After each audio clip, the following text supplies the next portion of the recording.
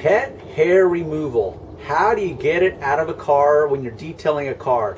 This video is dedicated to you, Nick Snyder of Columbus, Ohio. So Nick had two questions. One was physically, how do you remove pet hair from a car?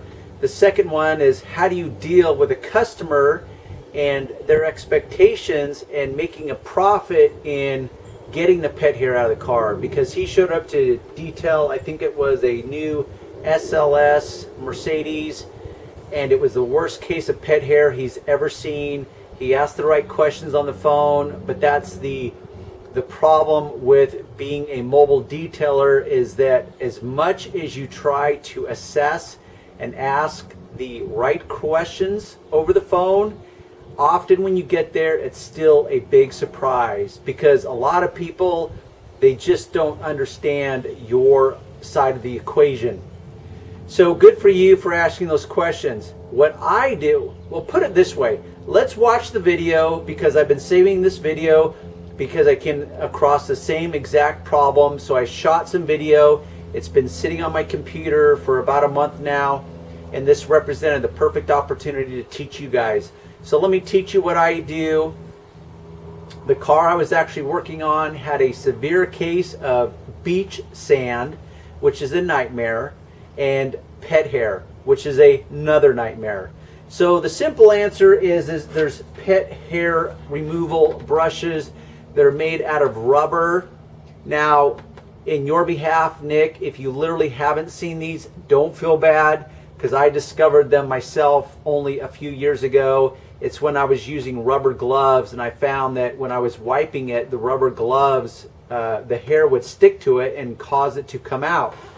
Before then, I would just use different types of brushes to try to break loose the pet hair. So watch the video.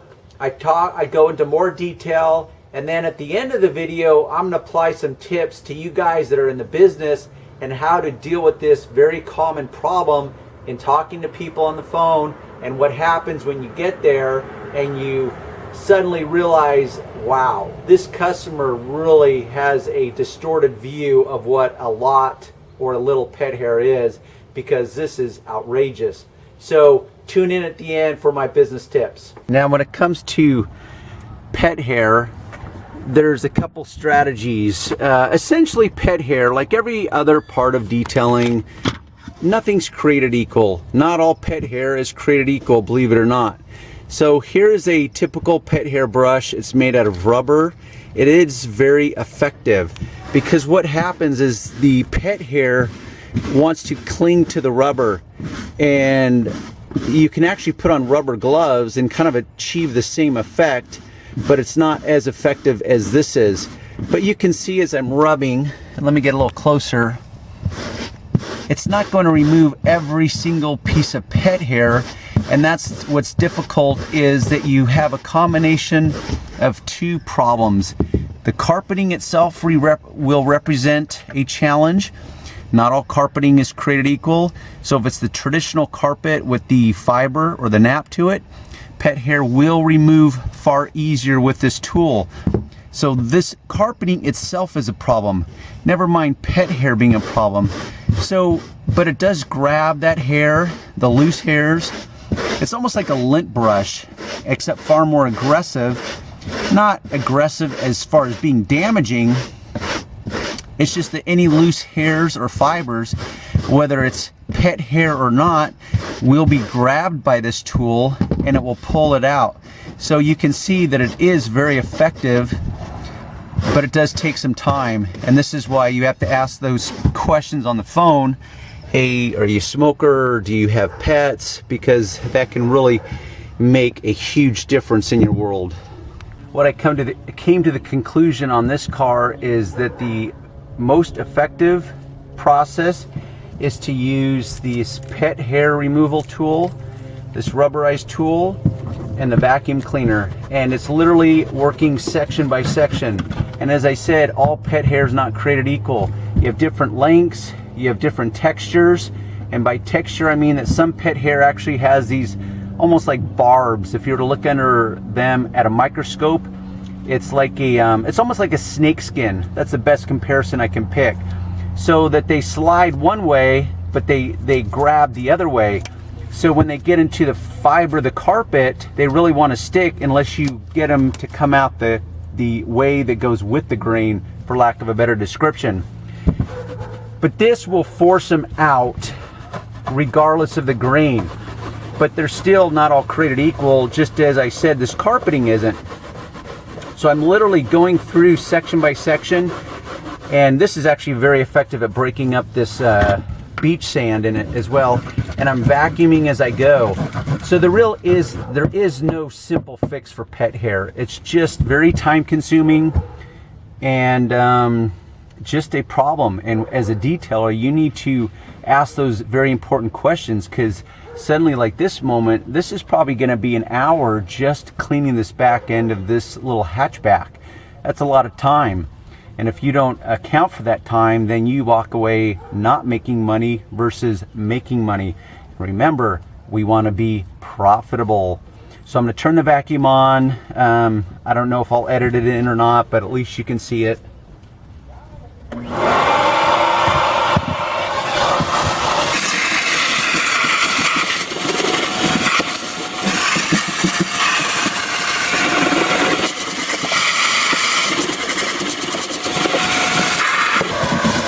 So essentially what it does is it breaks loose the debris and the hair, it brings it up to the surface, and then I can vacuum it off with this brush, and then I can check my results. If there's still some remaining hair, I go back in for the kill. Now this is cleaning it, but it's really only cleaning it of the dry material. Now I have to go back through and shampoo it in the traditional manner, which is my all-purpose cleaner, a scrub brush, and I mop it up with, you know, basically spray, scrub, and mop, just like that. And then of course, now that's actually going to bring up even more and more material, so I will have to touch it up with a vacuum once again when I'm done. Now that you've seen the video, hopefully you have learned a little something about pet hair and sand. It can be very problematic. Now, how do you address this problem with your customers? Now, as mobile guys, we don't have the luxury of seeing the car before we start working on the car. So that's why it's very critical to ask those important questions. One of them, for example, are you a smoker? How many miles are on the car? The color of the car? Do you have kids? Those types of questions. Do you have pets? Okay, so is there a lot of pet hair in your car? Yeah, there's a lot of pet hair in the car, Darren. Or, no, it's not too bad, Darren. Well, how would you define not too bad? I try to force the customer to kind of quantify the moment. Because when I get there and I look at it and I think to myself, wow, are you kidding me? This is a disaster. So that's going to teach me certain things, because I don't like when people misrepresent. And essentially, most people want a lot for a little. So they will structure the way they describe something in a manner that is a bit misleading. So when I discover that someone has done that, that's an indicator that, like, hey, guess what? Any consideration that I may have given you now is out the window, because you clearly have misrepresented on the phone. Now, I'm not a dickhead about it in the moment, okay? I'm still going to be diplomatic and so on and so forth. But it is certainly some information that I'm going to use. So that's one thing. Now, if you look at my pricing page on my autofetishdetail.com website, it gives pricing, but it does not give completely specific pricing. In other words, what I do is I leave a window, what I call a window of wiggle room. So for example, my details start at $250 and go to $300 for a light colored sedan. Okay, that's my $50 wiggle room area, and I tell the customer that, and they'll ask sometimes, And if not, I tell them on the phone. And they'll say, well, why $50? It's like, well, because your description to me is based on your observation. But I know through experience that one person's clean is another man's dirty. So I really don't know until I get there and I can see it what exactly I'm dealing with. So I ultimately, and this is exactly what I tell them, is that I will leave it in your hands. So if your priority is to stick to a very defined budget, when I get there, I will look at your car and I will say something like this. Oh, your car is essentially what you described over the phone. I can do this for exactly $250 and you will love it. Or I may get there and say, okay, not too bad, but I got to tell you, this car is really a $300 job. That doesn't mean you want to spend $300 on it. You may only want to spend $250 on it, okay? So this is what I'm seeing. Your trunk, for example, looks like it has not been vacuumed in probably a couple years because the car wash isn't vacuuming it. You're not vacuuming it. So I could literally spend 30 minutes alone just vacuuming your car and detailing it to perfection. But guess what? If I'm spending 30 minutes in the trunk, guess what? That's 30 minutes I'm not spending in other areas of your car. Other areas of your car that you may find more important than the trunk. Do you carry passengers in the trunk? Probably not unless they're dead. Do you drive in the trunk? No. So, Mr. Customer, do you think that that is a fair amount of time to spend on the trunk alone? Or maybe I could do this. Maybe I could get your trunk like 80% perfect, so it's far better than what it is, but I'm not absorbing a bunch of time that you would rather have me dedicate to these areas of your car that you find more important or more critical to you. In other words, you value the cleanliness of your car with the other areas more than you do the trunk. So that's just a prime example. But you can apply that same voice of reason when it comes to pet hair. So this is what I would say to them.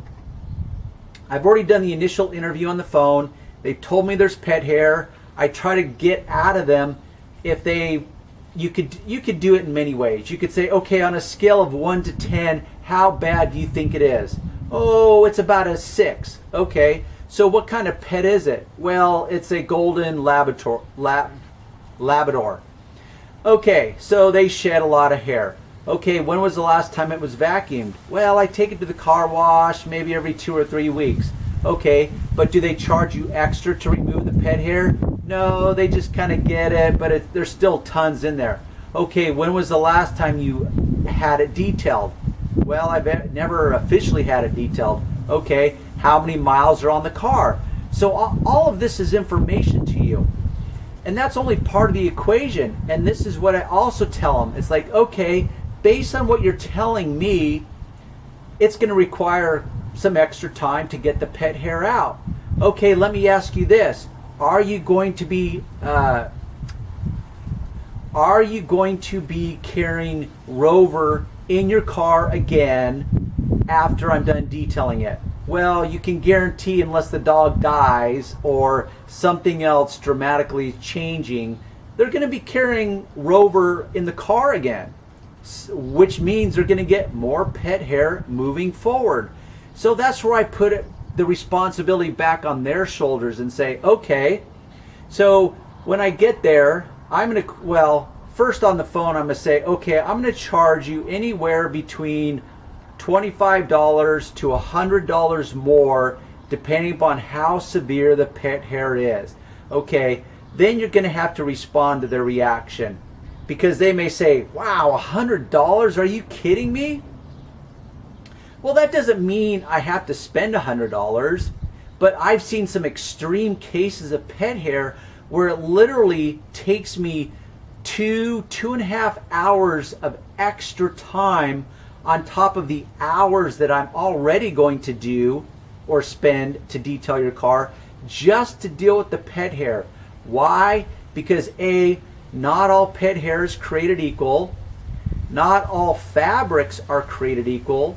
So if you get the worst of the worst type of dog hair or cat hair that's in a car, and you combine that with the worst type of materials that don't want to let that pet hair go, or it won't release it very well, if you get that bad combination, seriously, I can spend 2 to 2.5 hours detailing out your car just to remove the pet hair. That is a lot of time and effort, and time is money. But once again, you're the owner of the car. It's your money. You tell me what you value most, and then I can just respond to that. But yes, I will have to charge you more for pet hair. So you assess that on the phone the best you can. And I usually like to calm people's nerves down a little bit and say, well, you know what? $100 is the extreme situation, okay? Likely you will not be the extreme, but I know it will be more than 25, and probably within maybe $25 to $50 extra of whatever you happen to be charging for your detail services on that particular car. Now, when I get out there, it's either going to be a rude awakening in a very bad way, or it will just confirm what they said to you on the phone. You'll never know until you get there. Now, if it's a bad moment and you realize, oh my gosh, this is the worst case I've ever seen, this is going to be an extra couple hours to remove the pet hair. Once again, that's when I put it back on their shoulders and say, okay, Johnny customer, this is pretty bad. So what I can do, if you really want this perfect, and by perfect I mean 98% perfect, okay? It's kind of like sand. Once your car's been christened with sand or with pet hair, it's never going to be completely perfect. It's just the nature of the beast. As you're working in that car, you will release some hairs and they'll be floating around. Okay, and as you continue to work, you'll disturb hairs and they'll float around. So you could be sitting there just spinning yourself in circles, just trying to get every last little bit of hair, and guess what? It's just unrealistic. It's absurd to think that you're going to be able to get 100% of the hair. Now, you may think that this is obvious, but there is some people with grossly unrealistic expectations, and you need to nip that in the bud before you get to the end and you pull them out for the inspection and it's time to get paid, and they say, hey, Johnny Detailer, what about this? I still see some hair. It's like, okay, now you're just being ridiculous. No detailer in the world is going to get it 100%. And by the way, if you want it 100%, just keep feeding the money machine, because I do this to make a living. So I will stay here as long as you want and just keep working, but just know that I got to make a living at this. So that's where I try to put the responsibility back on them. And I do this, and the trunk is a perfect example, because when people are having their cars washed at the car wash, they do not, as a rule, ever open the trunk. And Johnny customer, he's not racing back home to detail out and vacuum his trunk just after he got done getting it washed at the car wash. So trunks can be a nightmare. And the fibers within the trunks are usually a nightmare. Even on the high-end cars, the fibers in the trunk, it sucks. It's like a Brillo pad, and everything sticks to it, as was demonstrated in that video. So this is where I tell them, okay, you've got a lot of dog hair. Are you going to be carrying Rover in your car moving forward? Well, usually the answer is going to be yes. Okay, so maybe we need to find that winning combination between your budget, your car, your world, your dog named Rover. So what's the happy or the winning combination? Maybe I can get it 90%. Maybe what I can do is focus my attention on all the areas that are visible directly when you open the car and sit in the car. because pet hair will float everywhere. And often people are putting seats down to get the dog or the cat in there. Okay, but when you put the seats up under normal use, you're not going to see all those areas. So maybe you can tell them that you'll spend most of your time, your quality time, on the areas that are most visible and most critical, and you can let the other areas kind of be less than perfect. And I attach a number to it, because really a number is a subjective call. And what I mean by subjective is that it's just a personal observation. It's like, well, what's 80% to you? Well, that's not 80%, Darren. This is 80%. Okay, whatever. I still like to attach a number to it. And I'll say, how about if I do this? I'll get it 80% of the way. I will focus my attention on the critical areas that can be seen very easily and directly, and I'll let the other areas slide a little bit, and I won't consume all that valuable time on areas that you cannot see, because we know moving forward there's going to be a do-over of this, and you're going to have to call me back out, or you're going to wait another year and maybe call someone else out, but it's going to get more dog hair in it. Okay, so unless you're willing to pay an extra $100 or $150 or whatever, maybe it's not appropriate in this moment for you to spend all that money for me to remove it 100%. Does that sound fair enough to you, Mr. Customer?